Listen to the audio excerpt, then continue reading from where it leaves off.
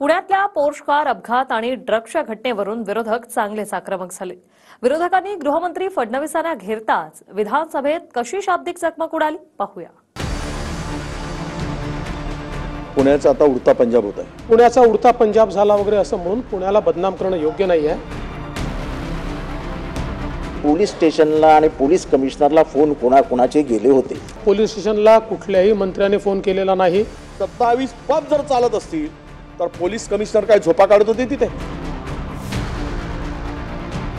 अधिवेशनाच्या दुसऱ्या दिवशी पुणे पोर्शे कार अपघात आणि ड्रग्स पार्ट्यांवरून विरोधकांनी गृहमंत्री फडणवीसांना घेरण्याचा प्रयत्न केला। दारूच्या नशेत 2.5 कोटींच्या कारनं अल्पवयीन मुलानं दोघांना चिरडलं, त्याचे पडसाद अधिवेशनात उमटले। पुण्याचा उडता पंजाब झाल्याची टीका विरोधी पक्षनेते वडेट्टीवारांनी केली। अध्यक्ष महोदय, खरं तर आता असं म्हणतात की पुण्यातली लोक पुण्याचा आता उडता पंजाब होत आहे। ड्रग्स माफियांनी पुण्यात थैमान घातलाय, कायदा सुव्यवस्थेचा सगळा बोजवारा उडालाय। तिथे बाहेरची मुलं जे शिकायसाठी येतात या पुण्यामध्ये त्यांचे पालक आता चिंतेत आहेत की आमच्या मुलांना पुण्याकडे पाठवावं की नाही। असं कुठलंही स्थळ राहिलं नाही अध्यक्ष महोदय जिथे ड्रग्स मिळत नाही, जिथे नशा केली जात नाही। पुण्याचा उडता पंजाब झाला वगैरे असं म्हणून पुण्याला बदनाम करणं योग्य नाही आहे। देशभरात त्याची बदनामी होते। उलट नाही वृत्तपत्र काही छापतात म्हणून जबाबदार लोकांनी असं बोलणं योग्य नाही आहे। शेवटी आपल्या राज्यामध्ये सगळं एवढं मोठं जे काही इन्व्हेस्टमेंट येतं पुण्यामध्ये येतं, तथापि या घटना घडल्या ते गंभीर आहे, त्याचं गांभीर्य मी नाकारत नाही। ज्या पोर्शे कारमध्ये दारू पिऊन बिल्डरच्या अल्पवयीन मुलानं उडवलं ती कार विना नंबरची होती। 6 महिन्यांपासून विना नंबरची कार कशी फिरली, कोणावर कारवाई करणार असा सवाल वडेट्टीवारांनी केला। कार बिना नंबरनी 6 महिन्यापासून फिरत होती। अध्यक्ष महोदय, अशी पोलिसांच्या लक्षात कशी आली नाही कार? जर बिना नंबरची गाडी एका मोठ्या बिल्डरची धनधान्याची आहे म्हणून पोलिसांनी सोडलं का त्यांना की फिरू दिली? आणि इतके दिवस ती नंबर प्लेट नसलेली गाडी चालत होती, यावर याच्यावर कोणा आपण याच्या संदर्भात कोणावर कारवाई करणार? रजिस्ट्रेशन केलं पण प्रोसेस पूर्ण केली नाही। त्याचा जो रजिस्ट्रेशन नंतर टॅक्स भरायला पाहिजे होता तो भरला नाही, त्यामुळे त्याच्यावरही कारवाई केली आहे आणि 420 467 चा गुन्हा त्याही संदर्भात दाखल केलेला आहे।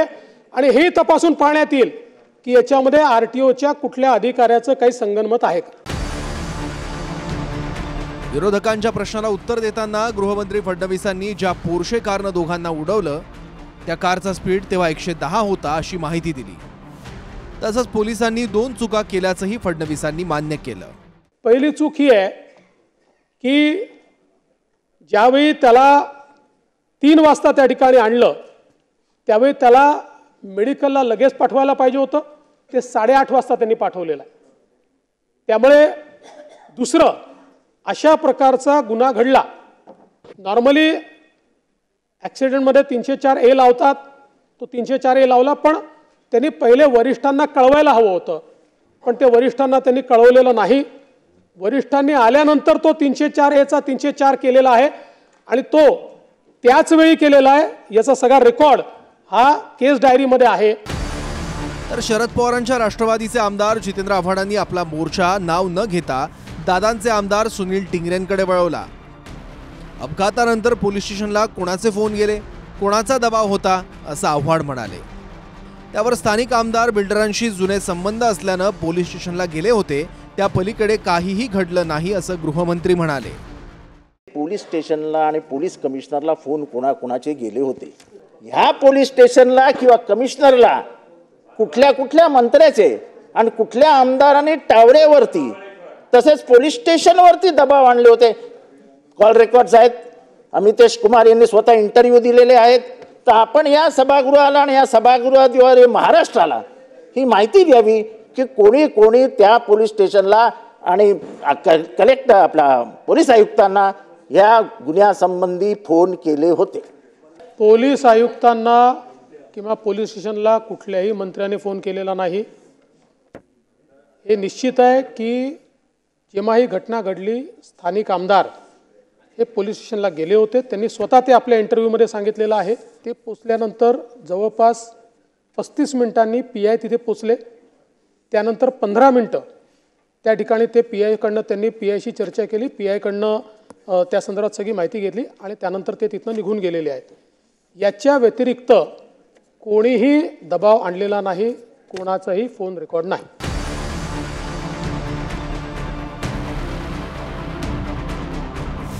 ड्रग्ज आणि अनधिकृत बारवरून आता मुख्यमंत्री एकनाथ शिंदेंनी बुलडोझरनं कारवाईचे आदेश दिले आहेत. त्यानुसार बुलडोझर चालतोय, पण विना परवाना 27 पब चालत होते. तेव्हा पोलीस आयुक्त अमितेश कुमार झोपले होते का, अशी टीका करत आयुक्तांचा राजीनामा घेण्याची मागणी वरट्टीवारांनी केली. आता बिना परवानगीने 27 पब जर चालत असतील तर पोलीस कमिशनर काय झोपा काढत होते तिथे? त्यांच्यावर कारवाई नको? गेल्या 200 गुंडांची ओळख म्हणजे त्यांनी परेड घेतली. ही परेड होती की ओळख? परेड होती की ओळख होती? जरा माहिती घ्या. त्या संभाजीनगरमध्ये आरोपी पकडत असताना तिथे काय तोडपाणी झालाय याची माहिती घ्या. कोण होता मध्यस्थी? आरोपीला पकडल्यानंतर कारवाईमध्ये झालेला विलंब याला पोलीस कमिशनर जबाबदार आहे. त्यांना आपण राजीनामा द्यायला भाग पाडणार का? तो राजीनामा घेणार का? हा पहिला प्रश्न. विरोधी पक्ष नेत्यांनी जे सांगितलं, पहिली गोष्ट या संपूर्ण प्रकरणामध्ये, म्हणजे मी काही या ठिकाणी कोणाला क्लीन चिट वगैरे द्यायला बसलो नाही, पण या संपूर्ण प्रकरणामध्ये पुण्याच्या पोलीस आयुक्तांनी अतिशय प्रोएक्टिव्ह भूमिका घेतली, अतिशय प्रोएक्टिव्ह. आणि कुठलाही तसूभरही याच्यामध्ये एकही इंडिकेशन असं नाही की ज्याच्यामध्ये त्यांच्यावर कारवाईची आवश्यकता आहे. प्रत्येक हॉटेलकडून ज्या भागातील कोरेगाव असेल, कल्याण नगर असेल, 5 लाख रुपयाचा हप्ता बांधलाय अध्यक्ष महोदय. 5 लाख रुपये. आणि छोटी मोठी जे काही हॉटेल आहेत त्याच्यात आउटस्कट्सला 75 ते 2.5 लाख रुपये घेतले जातात अध्यक्ष महोदय. आणि पबचा दर तर पहिल्यांदा 5 लाख रुपये. खरं म्हणजे ही अलीकडच्या काळात पद्धत आहे. कोणीतरी एखादा कागद आणतं आणि मग सांगतं, हे बघा रेट कार्ड, हे इतके रेट चाललेले आहेत. असं नसतं. तुम्हाला जास्त माहिती आहे. रेट कार्ड म्हटल्यावर तुम्ही बोलले, तुम्हाला माहिती आहे. तुम्हाला योग्य माहिती आहे. बोलू नका. हे बघा, हे फार चुकीचं आहे. उपमुख्यमंत्री बोलत असताना असं बसून बोलणं योग्य नव्हे. या ठिकाणी पोलिसांनी कारवाई केलेली आहे. सन्माननीय विरोधी पक्ष नेत्यांनी जी माहिती दिली आहे ती माहिती सत्य मानून त्याच्यावरही चौकशी केली जाईल. विक्रम, आ तो गए, जाओगे कैसे? बड़े आराम से. देखिए, ये देश हेलो, मैं आ रहा हूँ. और हाँ, भगा कर ले जाऊंगा. सिक्योरिटी! भैया, भाग गए, पकड़ो उनको. हेलो, बोला था ना, भगा कर ले जाऊंगा. विक्रम, एक हिंट तो देते. हिंट. बड़े आराम से. पुण्यातल्या ड्रग्सच्या घटनांवरून विरोधक आक्रमक झाले, पण कारवाईचं आश्वासन गृहमंत्र्यांनी दिलंय. Bureau report, TV9 Marathi. Vikram, आ तो गए, जाओगे कैसे? बड़े आराम से. देखिए, ये देश हेलो, मैं आ रहा हूँ. और हाँ, भगा कर ले जाऊंगा. सिक्योरिटी!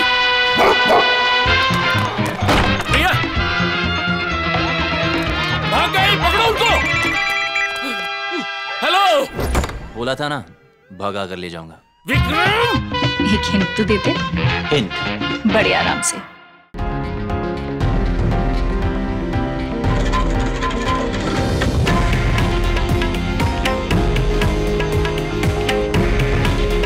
हे आहे देशातील नंबर 1 न्यूज नेटवर्क आणि आपण पाहत आहात TV9 मराठी. काळजी तुमची, हित महाराष्ट्राचं.